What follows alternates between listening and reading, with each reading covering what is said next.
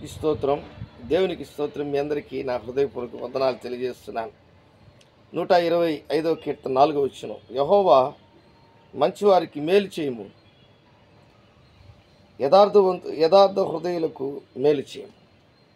భక్తుడు ఇలా ప్రార్థన చేస్తున్నాడు, మంచివారికి మేలు చేయము, యథార్థ హృదయులకు మేలు చేయము. ఈ కీర్తన 125వ కీర్తన యాత్రా కీర్తన. ఈ కీర్తనలో ఇజ్రాయేలీలు బహుశా యెరూషలేములో ఉన్నటువంటి వారు పరాయి రాజుల చేత బంధింపబడినటువంటి, పరాయి రాజుల చేత అధికారము కలిగినటువంటి పరిస్థితుల్లో ఉన్నప్పుడు, వారి అధికారంలో మంచివారికి మేలు జరగకుండా ఉన్నటువంటి పరిస్థితులు ఉన్నప్పుడు రచించినటువంటి కీర్తన.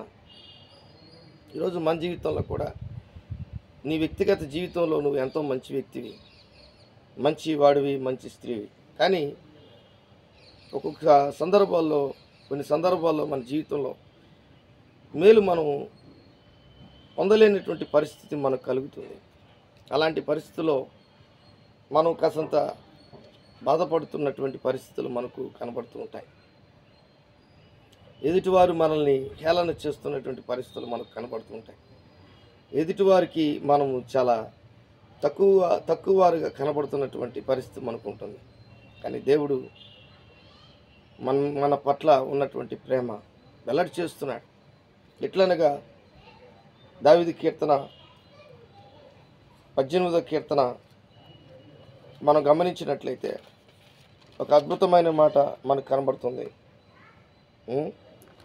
అక్కడ 25వ వచనం, దావీదు కీర్తన 18:25. దయగల వారి ఎడల నీవు దయ చూపుదు. ఎంత గొప్ప ప్రేమ దేవునికి! అంటే 125వ కీర్తన 4వ వచనం ప్రకారం, యెహోవా మంచివారికి మేలు చేయము, యథార్థ హృదయులకు మేలు చేయము. మనుషులు చేయరు, అధికారులు చేయరు, గొప్పవారు చేయరు. మన జీవితంలో అనేక సందర్భాలు మన సహోదరులు కానీ, ఫ్రెండ్స్ కానీ, బంధువులు కానీ మనల్ని దూరంగా పెట్టచ్చు. కానీ దయగల వారి ఎడల నీవు దయచూపుదు. దేవుడు ఎవరైతే దయగలిగినటువంటి వారుగా వారి దైనందినమైనటువంటి జీవితంలో వారు జీవిస్తున్నటువంటి ఆ సందర్భాల్లో దేవుడు దయగలిగినటువంటి చూపు నీ మీద చూపించగలడు. దయగల వారి ఎడల నీవు దయ చూపించదు. రెండవదిగా, యథార్థవంతుల ఎడల యథార్థవంతుడిగా నుండు. దేవుడు యథార్థవంతుల ఎడల యథార్థంగా ఉంటాడు. మూడవదిగా, సద్భావము గల వారి ఎడల, సద్భావము కలిగినటువంటి వారి ఎడల నీవు సద్భావము చూపుదు. మంచి భావం, మంచి పరిస్థితులు, మంచి కార్యములు, ఇవన్నీ దేవుడు చూపిస్తాడు. మూర్ఖుల ఎడల నీవు వికటముగా నుండు. అంటే ఎవరైతే మూర్ఖంగా జీవిస్తారు, ఇదే నేను పట్టుకున్నటువంటి కుందేలుకి 3 కాళ్ళే, నేను అలాంటి నేను అవునంటే అవును, కాదంటే కాదు, నా జీవితంలో నేను చెప్పిందే వేదవాకు, ఇలాగా మూర్ఖంగా మాట్లాడేవాళ్ళు చాలామంది ఉంటారు. కానీ దేవుని బిడ్డలారా, మూర్ఖుల ఎడల నీవు వికటముగా నుండు. శ్రమపడు వారి ఎడల, శ్రమపడు వారిని నీవు రక్షించదు. దేవుడు ఎంత మంచివారి పట్ల ఎలాగ ప్రవర్తిస్తున్నాడు చూడండి.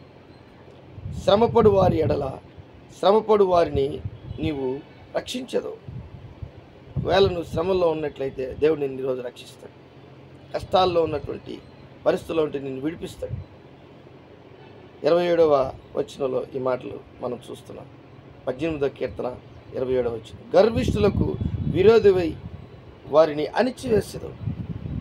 కాబట్టి మంచివారికి, గర్వము కలిగినటువంటి వారికి, మంచివారికి, మూర్ఖులకు వ్యత్యాసము దేవుడు ఇక్కడ మనకు తెలియపరుస్తున్నాడు.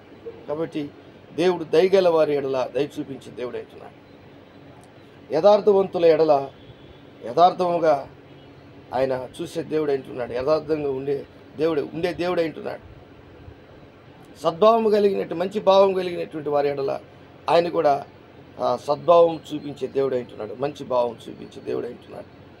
మూర్ఖుల ఎడల ఆయన వికటముగా నుండే దేవుడు అంటున్నాడు. శ్రమపడు వారిని ఆయన విడిపించే దేవుడు అంటున్నాడు, రక్షించే దేవుడు అంటున్నాడు. గర్విష్ఠులకు విరోధి వారిని అణిచివేసే దేవుడు అంటున్నాడు. కాబట్టి నువ్వు మంచివాడిగా ఉన్నప్పుడు, మంచి స్త్రీగా ఉన్నప్పుడు ఇలాంటివన్నీ దేవుని దగ్గర ఆశీర్వాదాలు, దీవెనలు మనం పొందుకుంటాం. దేవుడు మనకిచ్చినటువంటి ఆ ఉన్నతమైనటువంటి స్థితి ఒకటి ఉంది. ఏంటంటే నువ్వు సమస్తము దేవునికి చెప్పుకోవడం, సమస్తము దేవుని దగ్గర మాట్లాడడం. మంచివారికి మేలు చేయి ప్రభువా. దావీదు చెప్తున్నాడు, యెహోవా మంచివారికి మేలు చేయము, యథార్థ హృదయులకు మేలు చేయము. ఆయన మేలు చేసే దేవుడు అంటున్నాడు. తన మంచితనం అంతా నీకు ఇచ్చే దేవుడు అంటున్నాడు. కాబట్టి ఆయన మంచివారికి తప్పకుండా మేలు చేసే దేవుడు అంటున్నాడు. ఈరోజు ఈ వాక్యం వింటున్నటువంటి నీ జీవితంలో, నా జీవితంలో, మనందరి జీవితాల్లో మన మంచితనము నువ్వు మనుషుల దగ్గర చూపించాల్సిన అవసరం లేదు. నువ్వు భక్తిగా ఇంకొకరికి కనపరుచుకోవాల్సిన అవసరం లేదు. నీ యొక్క యథార్థతను ఇంకొకరికి తెలియపరచాల్సిన అవసరం లేదు. నీవు దేవునితో నువ్వు ఉంటే, యథార్థముగా ప్రవర్తిస్తే దేవుడు ఏ మేలు చేయక మానడు. ఖచ్చితంగా ఆయన నీ పట్ల ఆయన మంచి భావం కలిగినటువంటి దేవుడిగా నీకు సహాయం చేస్తాడు. దేవుని బిడ్డలారా, నువ్వు ఈరోజు ఏ విధమైన పరిస్థితిలో ఉన్నావు నాకైతే తెలియదు. దేవుడు నిన్ను ప్రేమిస్తున్నాడు. నువ్వు మంచి వ్యక్తి అయినట్లయితే, చాలామంది చెప్తుంటారు మంచివారికి దేవుడు మేలు చేస్తాడని చెప్తున్నాడు.